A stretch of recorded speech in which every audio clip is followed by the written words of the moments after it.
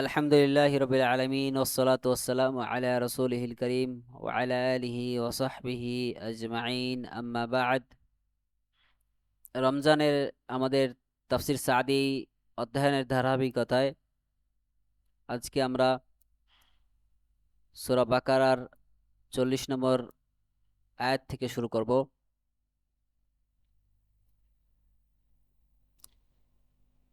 আল্লাহ তাআলা বলেন,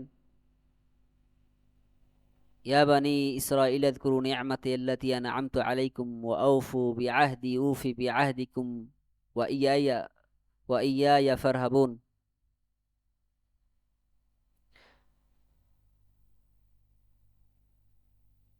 قال العلامة السعدي رحمه الله: يا بني إسرائيل، المراد بإسرائيل يعقوب عليه السلام، والخطاب مع فرق بني إسرائيل الذين بالمدينة وما حولها، ويدخل فيهم من أتى من بعدهم أمرهم بأمر عام، فقال: اذكروا نعمتي التي أنعمت عليكم،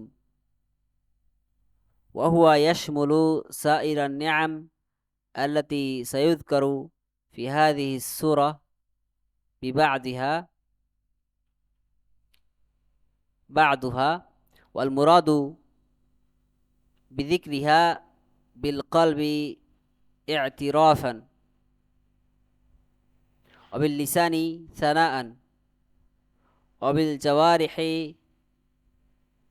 باستعمالها فيما يحبه الله ويرضاه. وأوفوا بعهدي، وهو ما عهده إليهم من الإيمان به وبرسله وإقامة شرعه. أوف بعهدكم، وهو المجازات على ذلك، والمراد بذلك ما ذكره الله في قوله: ولقد أخذ الله ميثاق بني إسرائيل وبعثنا منهم 12 نقيبا، وقال الله إني معكم لئن أقمتم الصلاة وآتيتم الزكاة وآمنتم برسلي إلى قوله فقد ضل سواء السبيل. ثم أمرهم بالسبب الحامل لهم على الوفاء بعهده، وهو الرهبة منه تعالى وخشيته وحده، فإن من خشيه أوجبت له خشيته امتثال أمره واجتناب نهيه، أوجبت له خشيته امتثال أمره واجتناب نهيه।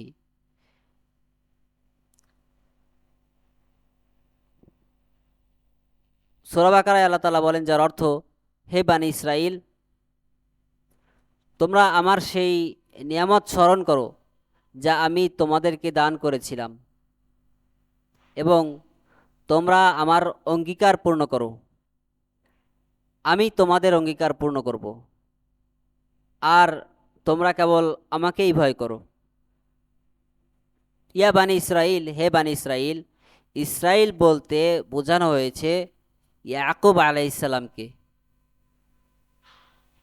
সম্বোধন করা হয়েছে এখানে মূলত মদিনা ও এর আশেপাশে বসবাসরত বনি ইসরাইলের দলগুলোকে এবং তাদের পরবর্তী প্রজন্মকেও।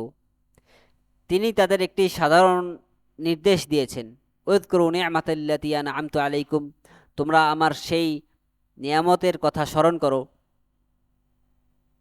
যা আমি তোমাদেরকে দান করেছি।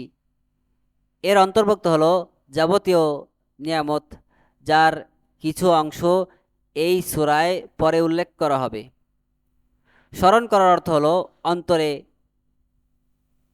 স্বীকৃতি দেওয়া, মুখে প্রশংসা করা এবং অঙ্গ প্রত্যঙ্গ তার পছন্দনীয় কাজে ব্যবহার করা। ওয়া আউফু বিআহদি, এবং তোমরা আমার অঙ্গীকার পূর্ণ করো। সেই অঙ্গীকার হলো তার প্রতি ঈমান আনা, তার রাসূলদেরকে মানা, তার শরিয়াত প্রতিষ্ঠা করার যে প্রতিশ্রুতি তিনি নিয়েছিলেন তা পূর্ণ করা। অতঃপর আল্লাহ তাআলা বলেন, উফ বিআহদিকুম, আমি তোমাদের অঙ্গীকার পূর্ণ করব। আর সেই অঙ্গীকার পূর্ণ করা হলো সেই কাজের প্রতিদান বা পুরস্কার। এর উদ্দেশ্য হলো, যা আল্লাহ এই আয়াতে বলেছেন, নিশ্চয়ই আল্লাহ বানী ইসরায়েলের অঙ্গীকার গ্রহণ করেছিলেন, যদি তোমরা সালাত কায়েম করো, জাকাত দাও এবং আমার রসুলদের প্রতি ঈমান আনো। এই আয়াতে অতঃপর তিনি অঙ্গীকার পূর্ণ করার মূল চালিকা শক্তি বা ভীতির নির্দেশ দিয়েছেন, ওয়া ইয়া ফারহাবুন, এবং তোমরা কেবল আমাকেই ভয় করো, অর্থাৎ একমাত্র তারই ভয়, তাকেই ভয় করো। কারণ যার অন্তরে আল্লাহর ভয় থাকে, সেই ভয় তাকে তার নির্দেশ পালন ও নিষেধ বর্জনে বাধ্য করে।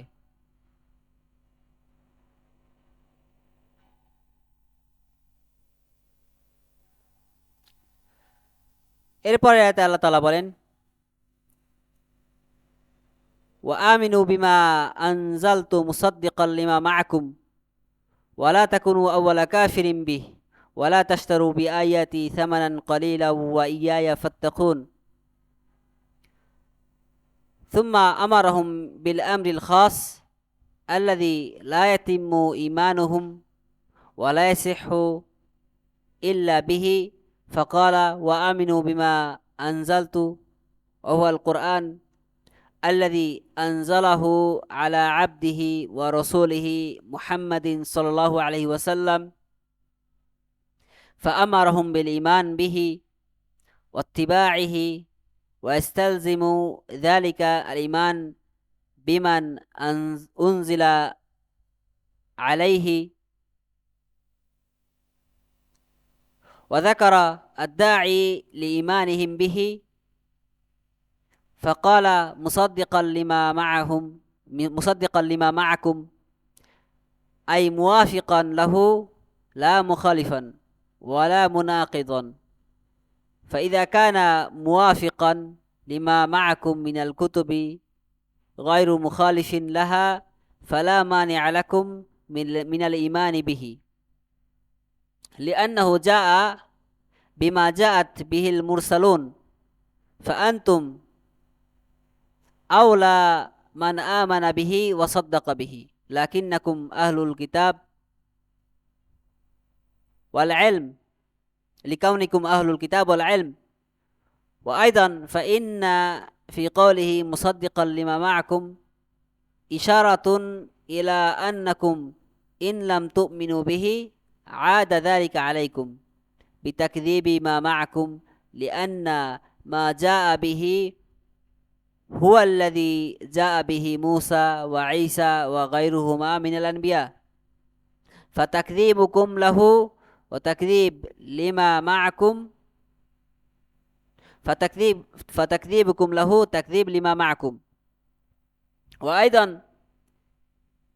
فإن في الكتب التي بأيديكم صفة هذا النبي الذي جاء بهذا القرآن والبشارة به،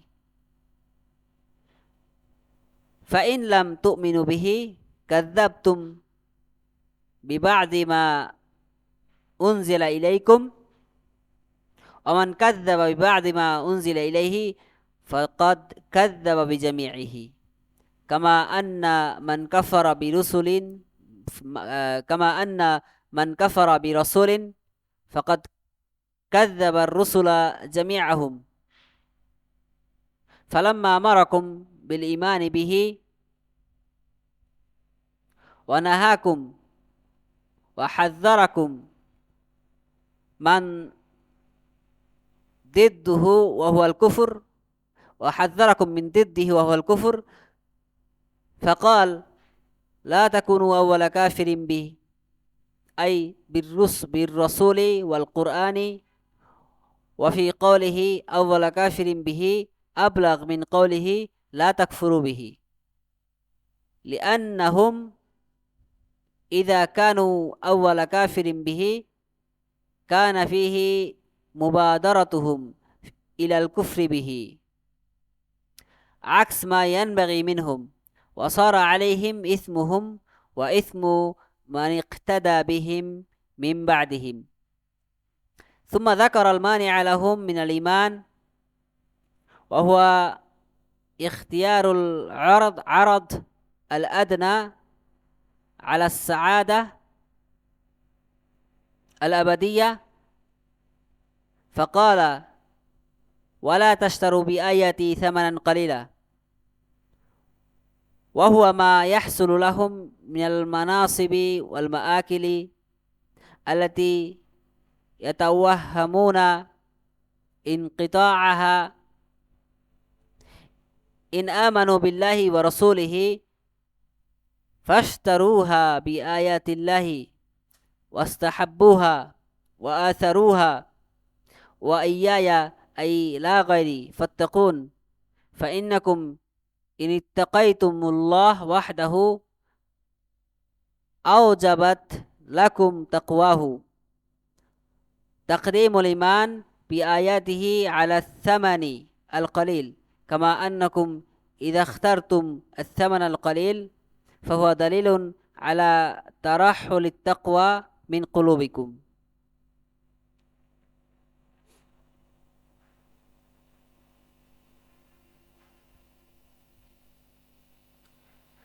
সূরা বাকারার ৪১ নম্বর আয়াতে আল্লাহ তাআলা বলেন আর আমি যা অবতীর্ণ করেছি অর্থাৎ কোরআন তার প্রতি ঈমান আনো যা তোমাদের নিকট থাকা কিতাবের সত্যায়নকারী আর তোমরাই এর প্রথম অস্বীকারী হও না আর আমার আয়াতসমূহকে সামান্য মূল্যে বিক্রয় করো না এবং কেবল আমাকেই ভয় করো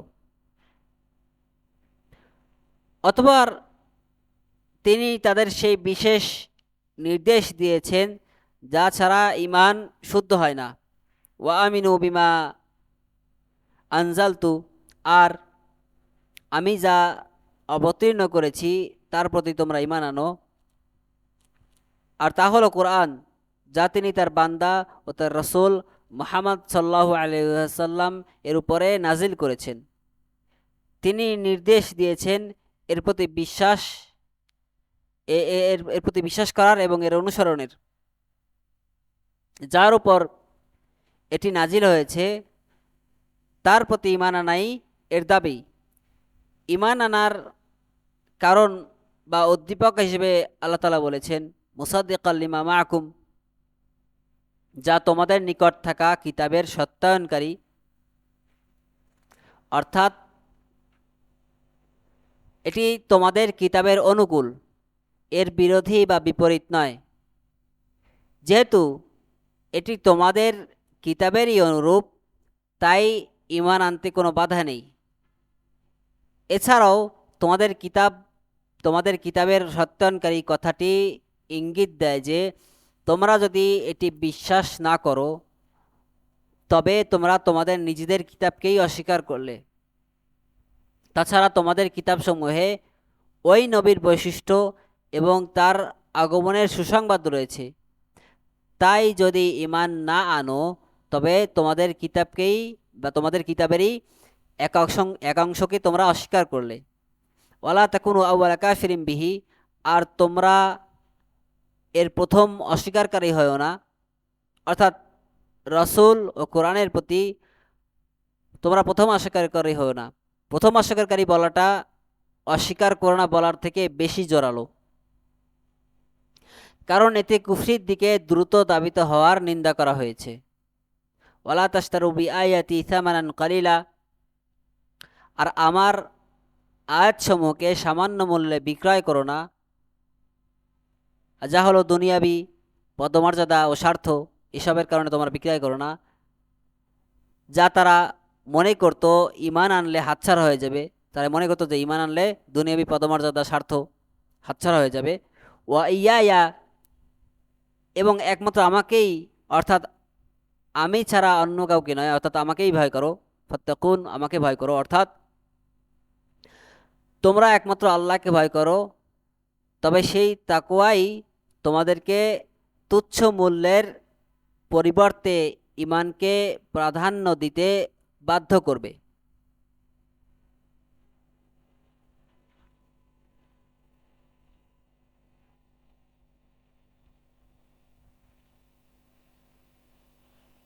অতঃপর আল্লাহ তাআলা বলেন, ওয়ালা তালবিসুল হাক্কা বিল বাতিলি ওয়া তাকতুমুল হাক্কা ওয়া আনতুম তা'লামুন। আর তোমরা সত্যকে মিথ্যার সাথে মিশ্রিত করো না এবং জেনে বুঝে সত্য গোপন করো না।